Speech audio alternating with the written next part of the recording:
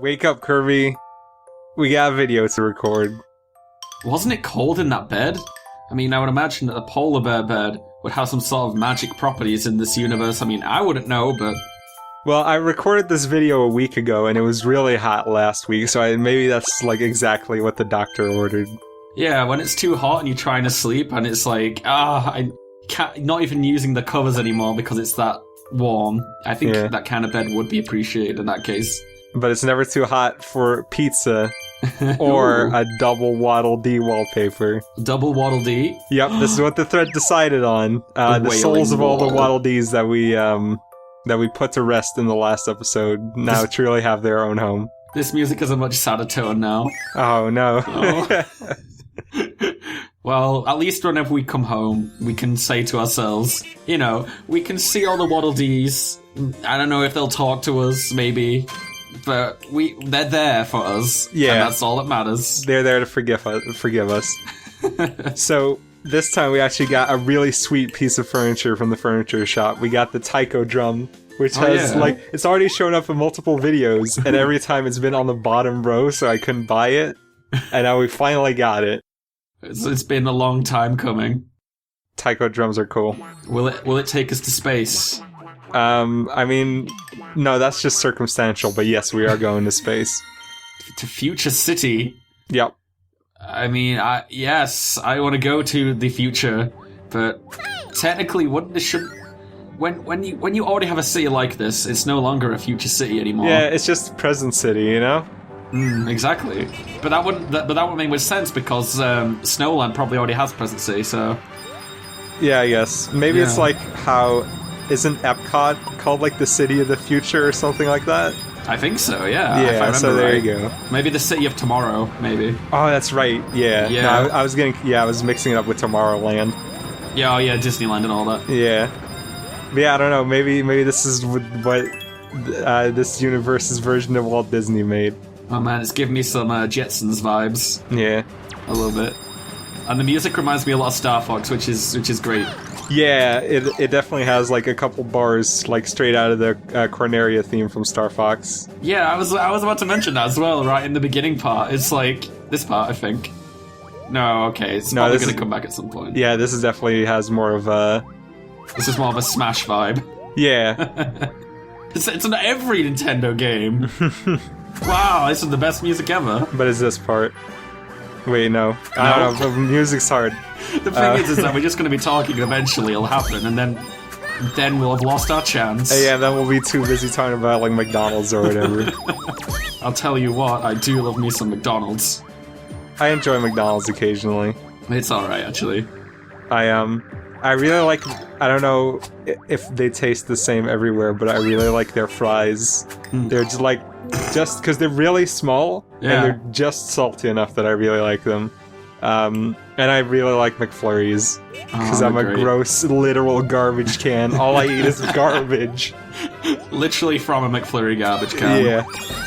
No, well that was good. We missed the bar again, so that was great. Oh yeah. Lived up to our word completely. At least when we say when we promise something, we mean it. Yeah. No broken promises on the on the Kirby's Epic Yarn LP show. Everyone reading the thread, be very glad. If you want to make us promise something, we will deliver. Maybe 80% chance. So these scales are really weird because they obviously they're affected by the weight that's on them. But if you knock the Waddle Dees over, it doesn't count them as weight that's on the platform anymore. So you're supposed to just defeat them there so you can rise up, but you can cheat your way through it by just knocking them off a little bit. You can just hug them. Yep. And it makes the platform rise. It's the greatest. That is a much better way to deal with it. Like these little star stickers on the side. Oh yeah, those are cool. Yeah, those are the kinds that you would glue onto... The kinds you would get in old magazines. You know, those little sticker pad things. Yeah, exactly. And then you would stick them all over the fridge, and then, you know, the parents would get mad. Maybe. So right now, we are dealing with... the game is tossing a challenge our way. At the bottom of this side of this area, there is a series of yellow bricks that we can't just suck up. But there's two Waddle Dees on top of them.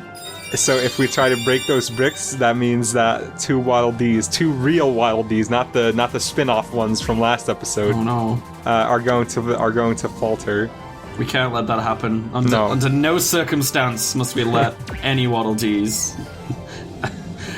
Yeah, this game really is pulling out the stops now and making it more difficult to not kill these Waddle Dees. Yeah. Which is, it's like the game was meant to have this challenge. Why wasn't this like, an actual challenge or something? Thankfully, we can use that little square area there to blow through the bricks without hurting any of the Waddle Dees.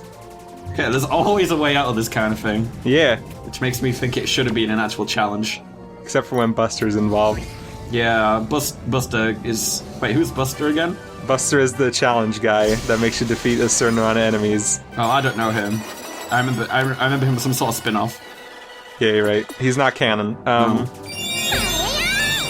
But yeah, there we go. We blew through the bricks and all Waddle Dees remained alive.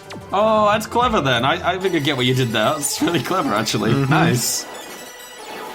It was a lot of work. This level is a lot of work. This section that's coming up right here as well. I gotta get into that little hole in there to pick up all the gems, but it's trouble with the scarfy that's flying around.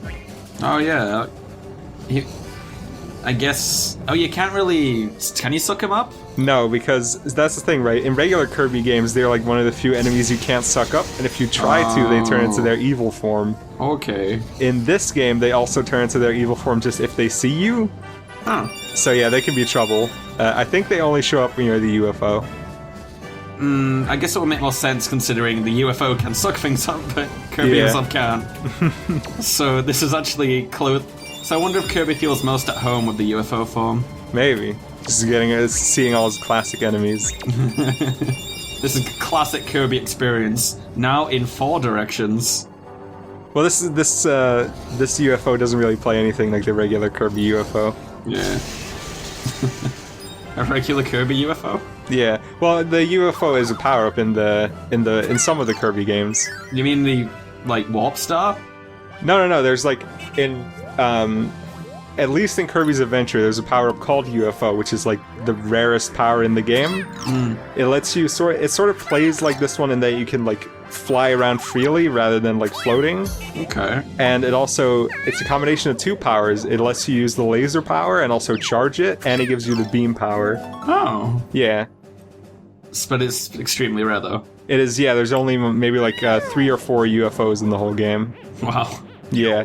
And if I remember correctly, that game has a power roulette thing, so if you suck up 2 enemies at the same time, it starts rotating through powers, and if you just let the roulette run out, it's predetermined based on what enemies you get. And if memory serves me right, getting 2 enemies that give you the stone power-up and letting the roulette run out gives you the UFO as well. Oh, okay. Yeah. And getting 2 enemies that give you the spark power-up will give you the hammer ability, which was actually a major part of certain puzzles in that game. Is that would you count that as an exploit, or is that just letting the game do what it does? No, that's actually part of the game, because there's certain areas later on in the game where you need a hammer, and the only way to get it is by herding 2 spark enemies together so you can suck them up at the same time. Okay, I get you. Yeah. Oh, that doesn't sound very intuitive, actually. That's as a gameplay thing. Yeah, it's a little strange. I mean, you could bring a hammer power from outside the levels, of course, but even that is that's a lot of work. Yeah, that does sound like quite a bit of work, actually. Oh man, we're going for a ride! Yeah, we're gonna go for a ride. It's pretty slow, though. Oh. Man, that's just one of those old roller coasters. Yeah, I do like that the wheels are spools, though. Yeah. I like the noises. It does actually sound like an actual roller coaster. Oh, yes! Oh, that's a steep decline. Oh, whoa! Yeah. This looks so fun. Is there any loop-de-loops? That better be loop-de-loops. No, unfortunately. But, oh god, we almost fell out. Okay. Whoa. Public transport in Future City sounds really exciting, and I really want to invest in a public transport system like this. Really exciting and really dangerous. I think it would be a great addition to London. I think it would work very well. Yeah, might reduce the amount of smog too. It's incorporating to the London Eye. Yeah. And the Big Ben. Maybe a little bit of Westminster Abbey in there. Just incorporate all the tourist attractions into a giant roller coaster. Just make a couple circles around the Elizabeth Tower. I'm sure you'd attract loads of tourism then. Yeah. Oh man, should hire me. That seems scary though. Depends how you feel about roller coasters. Look at those lamps, by the way, how they use stitching to, like, sort of emulate light. Oh, that's cool. Mm-hmm. Oh, really clever ideas to get around the looks. It's really cool. Yeah, this game, it never ceases to be interesting. But yeah, roller coasters aren't that bad. At least I used to be really quite afraid of them, but nowadays I'm alright with them. I'm alright with roller coasters, but I can't do ones that have loop-de-loops. Or maybe I can, I've never tried. I always used to be super afraid of them, but I tried one out once because I was with some friends and I was like, I might as well try it. And it isn't as bad as you'd think, actually. Like, the feeling of a loss of control is what really bothers me, but in a good roller coaster, it doesn't actually feel like you lose control at all. The most, like, dangerous, so to speak, roller coaster I've ever been on was one where the cart turned sideways, and that's it. Am I ever a baller? Oh man. Before I went to Alton Towers and I read the Smiler, which got in the news for breaking down, and then horrible things happened involving the news, basically just being like, Alton Towers should be shut down, basically. No. But it has like the most inverted, has the most inversions of any roller coaster in the world, actually. Oh, huh. It's got something like 14 or something. Which is quite a friggin' lot, actually. Yeah, that is a lot. Yeah. But it's really fun, actually, and that made me decide that roller coasters aren't as bad as I thought they were, because it was a lot of fun. I think I would still rather be in a roller coaster than one of those attractions where it's like you're just on a swing, but it goes around in a circle and it's really high up. Oh yeah, and then it inverts. Yeah, I hate to ride those. That would terrify me. Those those pirate ship rides? Yeah. And the kind where you're in a seat and then it inverts as well as swings to and fro. Oh, I know. I know what you mean. Where it's just like where it's on a hinge and it's just that's right. Yeah. I can't ride those at all because I feel sick when the force of it. It just makes you feel sick. So I could never ride those. I've never been on anything like that. I've been on one once and it wasn't very fun at all. So check out this new gameplay mechanic. Oh, plug sockets, that's what those were. Uh-huh. We're doing some engineering, some IT tech support. I really like that the platforms that those things make appear are supposed to look like duty cycles. Oh? Yeah, that's like a computer thing, I guess. Maybe it's a physics thing, I don't know. I haven't heard of it before, but... It basically means like when you have a sound, and it's like it depends on when and how long the frequency is on and off. Okay. Oh, is it? So that's the structure of these waves coming past us right now. Yes. What were they called again? Duty cycles, and I don't know a lot about them, even though I studied IT for a while. That's really interesting. Yeah.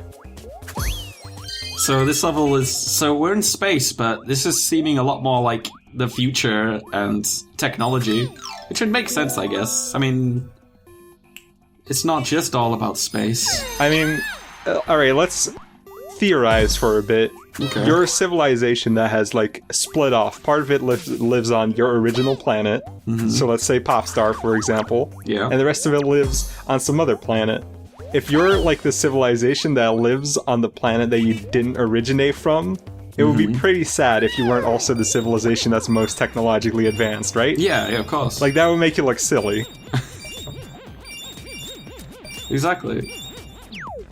As in, like, what? You come from so, in this case, come from the original planet, and then you move to another planet, right? Yeah. But then that planet is more technology advanced than the one you're originally from. Is that what you're getting at? Yeah. Yeah. Well, no, no, like, not naturally, but it's just, like, the colonists that are on that planet would have to be the more technologically advanced, because they're in space, you know? You gotta be... Yeah. Space travel. Yeah. But if they're not, then, well, maybe they just got lucky. They invented a tin can that could fly into space, and they could make it. Like, imagine if Belgium suddenly didn't make the best chocolate anymore, you know? That's the kind of thing you're dealing with. It's like what you think, but then you're just so disappointed by it. Yeah. If Belgium didn't make good chocolate anymore, I think the world would be over, to be fair. Man, get a load of this. Did you know that in America, chocolate doesn't even need to have cocoa in it? Oh, really? Yeah. What does it use instead? Whatever. Whatever? Yeah. Oh, God. The thing is, I think I remember hearing about this, actually. Yeah. Isn't it like some sort of, oily substitute thing? Yeah, apparently it's like some kind of, like, acid even that they use to, like, imitate the flavor, and that's why apparently American chocolate tastes so bitter. I wouldn't know, I've never had it, but... I can't, after growing up on English chocolate for so long, I can't eat Hershey's. I tried it, but it just kind of tastes a bit like bile. It's really gross. That is what a lot of people say. Yeah, but I think it's like, you get used to the taste apparently. Yeah. But yeah. And I guess that makes sense, because, like, when you throw up, like, part of that stomach acids, so... When you throw up, you're throwing up American chocolate. Yeah. Damn. That is deep. Put that on your nationalist poster. That is chock full of interesting information. Man, we went this whole level and I couldn't even talk about the central gimmick, which is that you have these platforms that have, like, this shockwave going around them, and then you can't stand on the shockwave. We were too busy talking about chocolate. You can't jump on the shockwave? No, well, you can't stand on the shockwave because then you get hurt. Oh yeah, is that like the Rayman Origins kind of, they're temporarily unable to be stood on, but... No, it's more like you have, like, a platform that has, like, a sort of like a ribbon, I guess, going all around it. Yeah. And the shockwave is traveling through the ribbon. So yeah, I remember now. I remember those. Yeah, I remember those things I saw multiple times in the past 5 minutes. I remember that. But yeah, I think it's cool that even this late into the game, because we're in the last world, and I think it's great that even now, they still introduce new, like, level design elements. Yeah, you can tell that they had a lot of ideas to work with all the way throughout, and it doesn't get stale. Mm-hmm. Yeah, there's I can see why this game, is so well received. Yeah, well, by some people. By some people. By you? Well, just me. I'm the only person that likes this game. By you and anyone that matters. But yeah, I get this game wasn't like an internal Nintendo game, but even like that's a design theory that Nintendo have been applying more and more. It's that you have just an idea and you introduce it, and then you introduce it in a safe environment, and then you introduce it in an unsafe environment, and then you give players sort of like the final exam on that idea, and then that's it, and that's all one level, and then that idea never shows up again. And that's really something they do a lot in Mario 3D World, and that's cool. Yeah, I was about to say that, actually. With the Mario 3D World is really great for, just to keep every single level actually so unique and fresh that you can remember it when, ages after the fact. And that's the kind of thing that games, I think, should do more of. It's really cool. It's almost a little bit of a shame in that game, because I really like the ant enemies, and they only show up in 2 or 3 levels. Alright, this is interesting. We have low gravity. Yep, and it affects you in a couple of really cool ways. Like, one of my favorite things about it is that you can glide super far now. It looks so much fun. Just the amount of speed you can get just gliding. That is great. Yeah, the only thing I don't really like about it is that if you want to get down to the ground real fast, there's no good way to do it. Because even ground pounding is pretty slow when you're in anti-grav mode. Yeah. Oh, so if the ground pounding is slower, then that means... Because I noticed then that block you couldn't break earlier, but you had to do it from high up. Yes. No, it wasn't because it was from high up, it's because I turned the anti-gravity off again. Oh, so you can turn it off as well? Oh. Yes, there are switches all over the level that you can use to turn it on and off. I've always quite liked stages that use gravity, or... it's like the stages where you can affect the environment of the level directly. I love those type of levels so much. It's cool. It's like Wet Dry World from Mario 64. It was one of my favorite levels from Mario 64, because I love just being able to completely change the level with just a touch of those weird pyramid things, whatever they are. I always thought others have like an actual name, but I couldn't tell you what it is. They have a name? Well, like that type of object. Yeah. Yeah. Oh, okay. But yeah, I always liked that. That was like the one level in that game that had a photorealistic background. Yeah. Like a Greek village. Yeah. What do the other levels have? They have like kind of like a skybox, but that's about it. Yeah, it depends on, because like the first 2 levels had just like a sea with like little islands in the distance, and they had the snow level had just. God, I couldn't really tell you. I think it's just clouds because it cool mountain. It's just I don't think you can see any ground below. It's just going to be clouds. No, maybe with a white bottom. I think it looks like clouds, but it's actually like you're above just a huge mountain range. Okay, yeah. And then, man, if you look at the background for what's the level called? Jolly Roger's Bay, it looks like it could be a waterfall texture. It's a really strange background.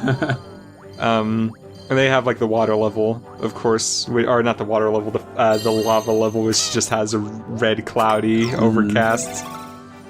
Ooh. Oh man, a pun! I know. I love space food. You know, I understand that the ones you buy from like tourist centers are just kind of like, you know, the ice cream sandwiches are really the only real good ones. But yeah, I quite like freeze-dried fruit actually. I like it too sometimes. Yeah. Yeah, a bit of freeze-dried strawberries or raspberries. Oh, that stuff's nice. Okay, I always have sometimes have a problem with fruit where when it's really watery and when you bite into it, it bursts. Yeah. I have something against like things that burst when you chew on them for some reason. I get that. Although I really like that. Yeah, but like for things like raspberries, where it kind of has that effect, and they're also really tart as well. Like freeze-dried raspberries, though, are the best thing. Oh, I love them so much. I could eat, like, boxes of those. Nice. Maybe, well...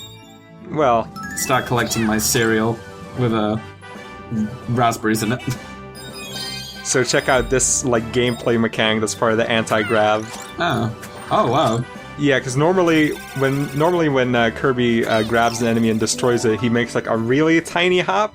Something that really doesn't, like, come into play at all. But now, because everything, like...